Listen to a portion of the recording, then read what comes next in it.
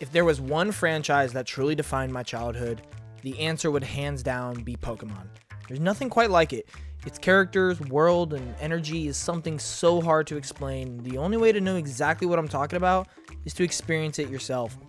If you would have told me that after 30 years of Pokemon, Nintendo would partner with Koei Tecmo to build a game where you play as Ditto, build and destroy like Minecraft, play like Animal Crossing, bring tears to my eyes, and above all else, be a spin-off title in 2026, I wouldn't have believed you. But after rolling credits, I'm having second thoughts. Welcome to Player Way, Johnnymmer here, and in this video, I'm going to be reviewing Pokemon Pokopia, one of the biggest surprises of 2026 so far. If y'all love video games, this is the place to be. We love gaming, and having this platform to talk about games is truly a blessing. We want to share that love with all of you, regardless of the genres and platforms you play. And this is all made possible by you, the viewers. We appreciate all love and support, and we ask, if you haven't already, please subscribe, leave a like, and go ahead and comment on what your thoughts of Pokemon Pokopia are so far. If you want to stay more up to date, follow us on our socials, including Instagram, X, and TikTok, as well as go check out our weekly podcast where we talk even more about Pokemon Pokopia. All the links are in the description, but let's go ahead and get started with this review. Now, a little bit of personal context going into this review. You know, like I just said, this is one of the biggest surprises. This is a game that, by all accounts, by all standards, by everything written on paper, should not be a game that I like, because I'll be honest, I'm not really the biggest Animal Crossing fan. I'm not really a big Minecraft fan. Ditto is not a Pokemon I care about. When I saw this game's trailer, I legitimately thought it looked stupid. I was watching the trailer with my mom. We were watching the Nintendo Direct at the same time, and we both saw the trailer, and we both kind of looked at each other and was like, man, what is this? This looks so weird. This is not what we want from Pokemon. And so when you mix all of this together, the outcome is really shocking, because I'm just going to go ahead and jump straight off into this. I think this is the best Pokemon spinoff there's ever been. I honestly think this might be one of the best Pokemon, if not the best Pokemon game there's ever been. And it really all comes down to what makes this game special. And so we're going to talk about that in my review. Listen, I have put 45 plus hours just into rolling credits. There is still so much more I want to do, and still so much more I'm going to do. I could easily see me going 100 more hours into this game if I really feel like it. And so what makes this game special? Well, there's a lot of different reasons, but we're kind of going to break down multiple different parts as this is the review. And the first thing we're going to talk about is the gameplay loop. Ultimately, this is what makes it what it is. It is so addicting. It is so fun. At face value, this game is nothing out of the ordinary. If you do just combine Minecraft and Animal Crossing, you get what this game inherently is, where you are finding Pokemon, you are building your own town, you are building houses, you are breaking blocks, you are building, you're doing all these things, you're exploring, you're talking to NPCs. That's what it is, but they do it in such a way that just works really well. They honestly cracked the code, and I think one of the biggest parts of this is that it is Pokemon, and it leans into the fact that it is Pokemon. I think that is what makes it special. And I think that is what makes this game special, is the fact that when you are playing this game, you can truly see the passion for Pokemon in this game. Let me kind of break down to you how this game kind of works from a very face value standard point. When you first enter into the game, you're kind of set up with context on what's going on, what the story is like, where basically you are in a world of Pokemon where basically humans have gone missing, Pokemon have gone missing. It basically looks like a wasteland. It pretty much like extinction happened in a way. But there's just one Ditto and there's just one Tangrowth who ends up being the professor throughout the whole game. And he kind of explains to you, like, you know, he doesn't know what happened. And so we start going, and you find a Squirtle. You find a Squirtle basically dead. This game's kind of dark. You find this Squirtle, and you basically learn how to use Water Gun. You wake up the Squirtle with Water Gun, and when you do that, the grass turns green. And so Squirtle tells you, hey, do that again. And you do it again, and it turns green, and you make some tall grass green as well. Due to that tall grass now being green, a Bulbasaur appears. That Bulbasaur will then teach you how to grow your own tall grass. So you then grow tall grass. What happens then? A Charmander shows up. A Charmander tells you that he's able to light a campfire. So you go find sticks, you go find stones, you build a campfire, you put it down. Charmander then lights that campfire. Because of that campfire, some other Pokemon appear. At some point, a Scyther will appear, which teaches you how to chop. So you're able to chop wood into lumber. You're going to find Combi, which will help you find honey. You're gonna find all these different Pokemon that have very specific abilities that correlate with who they are as a Pokemon, that helps you throughout the game, whether it is giving you an ability, whether it is using their abilities, but it just makes sense for that Pokemon. And so what this ultimately becomes is a gameplay loop where you are learning what habitats these Pokemon like. You then make that habitat with the abilities and resources that you have. Wait for that Pokemon to appear, and when that Pokemon appears, they will have an ability that you can use them for. And so when you use that ability, you're then able to find more Pokemon and build things and go exploring more and just keep unlocking. This game has a constant sense of progression, and I think that is what makes it really, really special. Is it's just so fun, because they're using Pokemon in such a way to move the game forward at a constant rate. It is so fun. When you are finding resources, when you're going into caves, when you're climbing mountains, when you're building little ponds, when you're building houses, all of that, it allows so much freedom and creativity, as well as it adds so much direction. It's like, hey, if you want to do this, you have to do this. And when you do this, this will happen. And it's just like, whoa, this is really, really cool. I just think they really capture what makes Pokemon so special in this game. You know, I think one of the big things that going into this game and why people weren't necessarily excited is just the reputation of Pokemon, right? I think if we look at a lot, like probably the past decade, honestly, Pokemon games really haven't been the hottest. They haven't been the greatest. There's been a lot of critiques. There's been a lot of complaints. There's been a lot of criticism when it comes to what Pokemon has been outputting for the past decade. Granted, there have been some hits in there, and there have been some hidden gems, but for the most part, they've been under a lot of criticism. And so going into this game, everyone kind of just expected another weird Pokemon release, and it wasn't that. It was a game filled with just so many awesome callbacks, so many awesome Easter eggs, so many just awesome features that are included within this game to make you really feel like you're playing a Pokemon game. One of the big reasons for this is one of the only games where you actually talk to Pokemon, which is really weird because you are a Pokemon. You are Ditto. And as weird as that sounds, it's like off the wall, it's like random. You never would have expected it as it sounds. Because you are Ditto, you are able to talk to these Pokemon, and they give every Pokemon their own personality. Like Bulbasaur, man, he's dropping jokes left and right. Charmander, he's a little prideful. Squirtle, he's a little sassy pants. You know, like every Pokemon is given so much justice and so much effort. And just when you look at the game as a whole, whether we're talking about the visuals, whether we're talking about the music, the story, just the UI, whether it is just the quality of life things, this game has so much effort and passion put towards it, and I think that's ultimately what makes this game so special. And so let's go ahead and talk about just the gameplay a little more specifically, and then we'll get into more other parts as well about the game. And I talked a little bit about sense of progression, but I really just want to emphasize this. One of the best parts about this game that you will find is that you always want to keep moving forward. There is never a time where you don't have something to do, and that is also due to the amount of content in this game. The amount of content in this game is tremendous. From really just the moment you start, as soon as you find at least like 5 Pokemon, there reaches a point where there is always a quest you can do. There is always a task that you are asked to accomplish. There is always a place that you haven't explored yet. There is always a new main mission that you can follow. There is always a habitat that you can learn. There's always a Pokemon you can find. There's always something you can build, something you can destroy. There is always something to do, and this game is so immeasurably big. And it's crazy because I spent about 20 hours in the first area of this game, and there's 4/5, depending on how you look at it, areas in this game. There's 4 main areas. There's one kind of like sandbox area, but also still very important.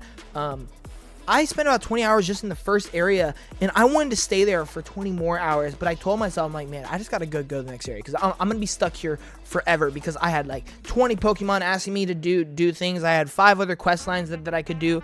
And the great thing about it is you earn something from all of these quests. There is always a reason you are doing this quest, whether it is to raise the environment level, whether it is to raise the relationship between your Pokemon, because I do think that is something I forgot to bring up about just why the gameplay loop is so great. Overall, your main mission in this game is just to rebuild the world, really. It's just to make the environment healthy again. And when you find new Pokemon, when you give them habitats and homes that they enjoy, when you build new structures, when you do tasks with them, when you build relationships with these Pokemon, because yes, that is actually a thing in this game, it raises that environment level, which ultimately will unlock new things that you can mess with and unlock new areas and new Pokemon and progress through the main story. And so that's like ultimately what the main mission throughout this game is. But I wanted to just keep doing all these things, and I had to reach a point where I'm like, man, I want to unlock more things, so I'm just going to go to the next area, even though I want to stay here and build my town. I want to find more Pokemon. And so I eventually did that. And, you know, you do unlock something at the end of the game once you roll credits that does really help you in the sense of, like, if you want to build your own town, it may be a lot easier if you had this ability. So if you want to really commit to building a town, my recommendation would be to just roll credits first. Just go ahead and get out the way. You're not going to miss anything by rushing through the story, but you will probably be overwhelmed by how much stuff there is. So it just depends on how you want to tackle that. But yeah, man. Throughout all the different areas, you're learning different abilities that you can transform into other Pokemon. One enables you to fly, one enables you to roll, one enables you to dig, one enables you to chop, right? All these different things. You're always finding new recipes. You're unlocking new abilities like how to cook, like how to swim, how to learn electricity to power up different tech within the game. There is always something going on that you're learning and that you're finding out and you're moving towards. And it all is just to help your environment level and help give you creative freedom to kind of do whatever you want in this world as a Ditto. And it's just so awesome. And I think what's so great is I talk about all these different things and the immeasurable amount of content and how you're always unlocking things. And one of the great things about this game is it does it in a very simplified, easy way. I think the UI in this game is very, very well done. It's not cluttered. It's not chaotic. It's very simple, in your face, colorful, big icons, easy to follow. I love it. I think they did a great job with just how well they implement things into this game. I think that is one of the biggest praises that I will give this game. This game is relatively really easy and a little bit too easy to be true. And what I mean by that is not like there's combat, because there's not, and not like, oh, there's platforming, because there's not. Easy in the sense of there are some times where you're like, oh man, this is gonna take a while, or man, I really have to do this. Like, this is going to be a grind. Oftentimes in this game is designed so well that if there is a moment where you feel like this is going to be really difficult to accomplish, or you feel like this is really tedious, or they're being very picky about something, or, you know, there's some feature that's really annoying, you wish there was some sort of shortcut to do it, probably 99% of the time, there is an easier way to do this. You just don't know it, or you missed it, or you forgot about it. And this game does such a great job at looking at all those possible opportunities. They look at a moment and be like, can a player maybe feel like this is a little tedious or a little bit, too grindy? How do we fix that? And I feel like they did that for everything in this game. There is a lot of moments where you're like, man, I have to build all this. There's probably a little bit of an easier way to do it. And I just love that, and I think there's just some really simple things, some quality of life things that they implemented here that really help out with this. The ability to just hold the pickup button, and Ditto does this big, like, Kirby style, like, air vacuum thing where you're able to just pick up every item in the surrounding area, so you don't have to spend like a bunch of minutes just picking up all these individual different items. That is super helpful. The fact that you are able to fast travel once you build a house in each of the main 4 areas, whether it is these movement abilities, being able to swim, fly, roll, it just enables you to move around the area so much quicker. The ability to have some Pokemon follow you, all these things just make the game so much easier and more convenient, right? I think that's a big thing. I think this game is just very convenient, you are going to be going back and forth a lot, and I do think that is partial of a problem that I do have with this game. Not necessarily the fact that you are going back and forth, just the way that they could fix it or something. You know, we'll talk about it later. It'll make sense in a second. But for the most part, man, this game is just super convenient, super easy to follow. They just do such a great job at making it, you know, not annoying. You want to do the grind. You want to move on to the next thing. If it tells you to pick up 25 sticks, you want to pick up 25 sticks because, number one, you're going to get more sticks from it. Number two, you're going to get whatever the reward is for the challenge. Number three, you're probably going to unlock something new or find some other Pokemon, or, you know, you're raising the environment level. There's always a reason to be doing things in this game, and there's always something to be doing in this game, and I think that is what's so awesome. And of course, the gameplay is completely surrounded by the other factors about this game that are just as awesome. Story. If you would have told me that a spin-off Pokemon game in 2026 where you play as a Ditto would have a story that I was invested in, I would have said you're crazy. Well, turns out I was the crazy one, because this game's story is really, really awesome. I'm not gonna say it has the biggest emotional moments. I'm not gonna say it has some really cool, like, awesome segments, but I just find it so interesting. I just think it's a really interesting premise, a really interesting plot, where, you know, you are playing as this Ditto in this abandoned world, and you have to build it back up. You have to find these new Pokemon. The humans are missing. What happened to them? When you find these Pokemons, they each have their own personality. You're able to have these conversations with them, talk with them. I just really, really love it. I just think they did such a great job giving you a premise, giving you a plot to actually move with. Yes, this plot isn't going to be the greatest thing you've ever seen. There's not some, like, main characters that are going to, like, blow your mind away with their character development. No, that's not how this game story is. But it is really good. And honestly, it was so good to the point where after credits, there was a scene. Man, it brought tears to my eye. I'm not going to lie. Because it really does feel like you're on a journey in this game. You're on a Pokemon journey as a Pokemon. And when you reach the end, through all the different build-up that they've done throughout the story, it pays off in a way that is kind of confusing at first, but when you really think about it, it's kind of heartwarming. It's really heartwarming, and you realize the journey's ending, but on a gameplay level, the journey's just beginning.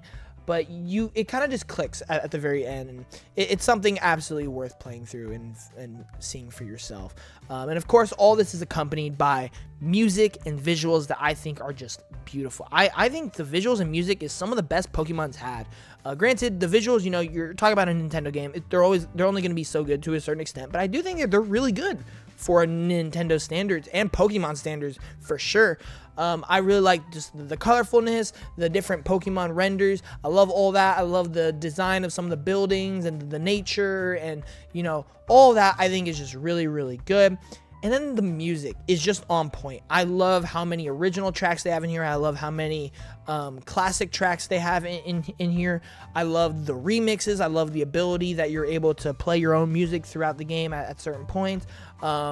I just think everything on this game is firing on all cylinders. You know, if you ask me, what do I think that this game is designed like? I would tell you, I think this game is designed like we're in Pokemon's peak, early 2000s, maybe 2000s. Like, they're in their peak. They are in their bag right in this game. The music is on point. The gameplay is on point. The story is on point. The visuals are on point. This is what it looks like when Pokemon is done right. This is what it looks like when Nintendo is done right. This game gives you that sense of, like, Disney magic in a sense, but with Nintendo and Pokemon. Something you can only feel when you get that Nintendo and Pokemon flavor to it.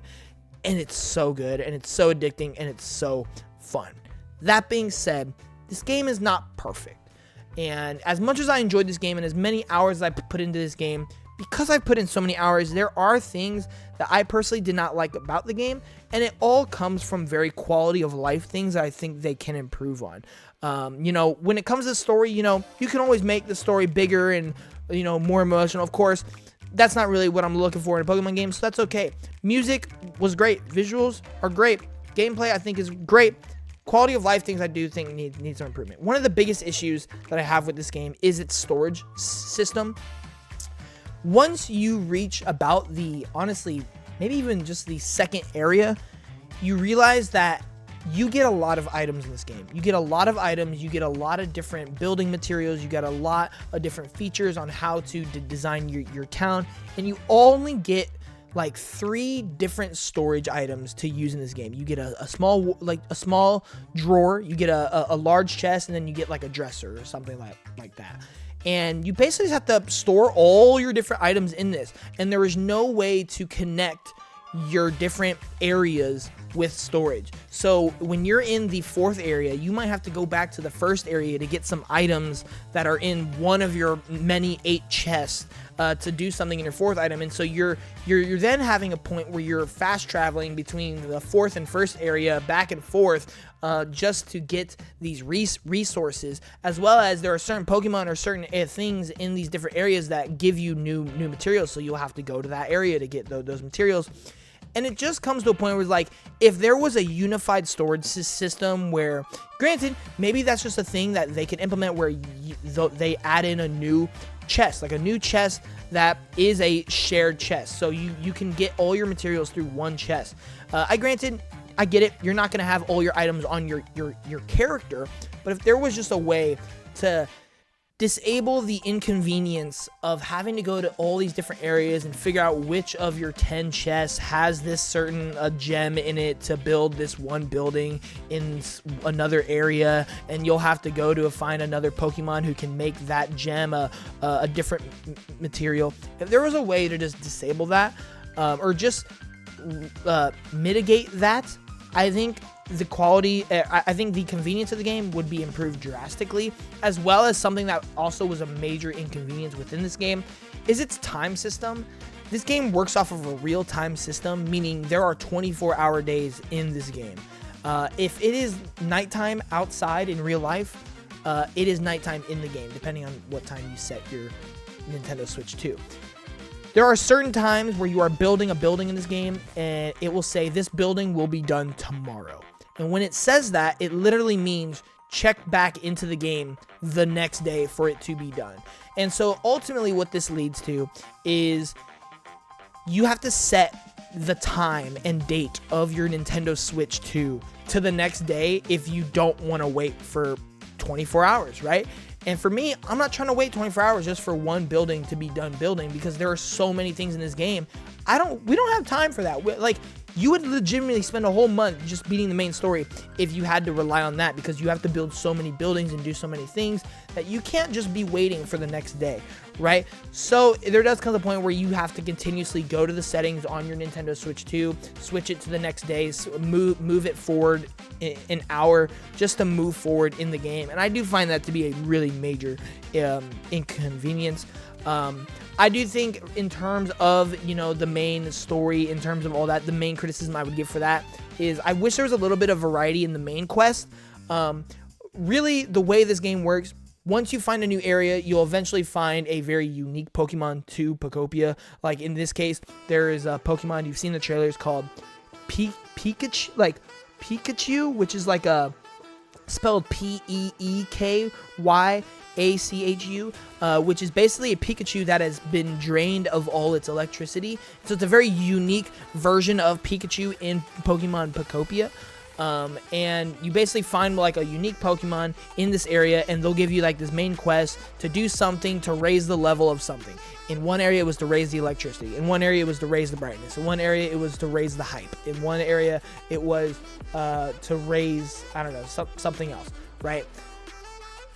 That's pretty much how it works. You find a unique Pokemon, they give you a main quest, and you just have to raise the level of something. It was just a very format, and like they just went with a specific formula and used that formula in each of the areas. Granted, I think they did a good job, altering that formula a little bit. I would have liked to see like just a little bit of difference in like what exactly you're doing in these areas.